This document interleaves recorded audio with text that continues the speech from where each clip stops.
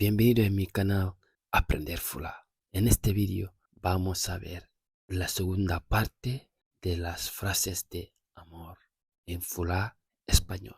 Si no has podido suscribirte, te recomendaré que te suscribes, así que no perderás las próximas lecciones que haremos aquí. Fuloden. Empezamos. Amor verdadero. Giggol gonga. Amor verdadero. Giggol gonga. Amor verdadero. Giggol gonga. Eres divina. Ida ngarini. Eres divina. Ida ngarini. Cuídate. Waɗu doy nan. Cuídate. Waɗu doy nan. Cuídate. Waɗu doy nan. Me gustas. Ida welammi. Me gustas. Ida welammi. Mi tenkininomo. Lo de'aɗo. Mi tenkininomo. Lo ledehe. Mi tenkininomo. Le dehe. Mi tenkininomo. Le dehe. O yiɗalan. No me quiere. O yiɗalan. No me quiere. O yiɗalan.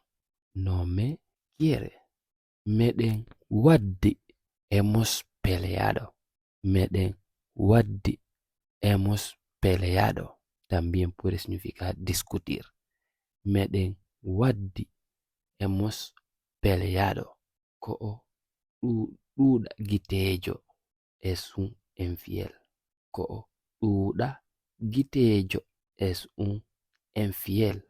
Ko'o ɗuɗa gitejo es un o bien una. Ko'o ɗuɗa gitejo es un infiel. Mo jogi keleɓe buyi tiene novias o novios. Mo jogi keleɓe buyi tiene novias o novios. Mi falaka kelade. No quiero tener novia o novio. Mi falaka kelade. No quiero tener novia o novio. Mi falaka kelade. No quiero tener novio o novia. Mi falaka kelade. No quiero tener novio o novia. Mi fala tun fijude. Solo quiero tener aventuras.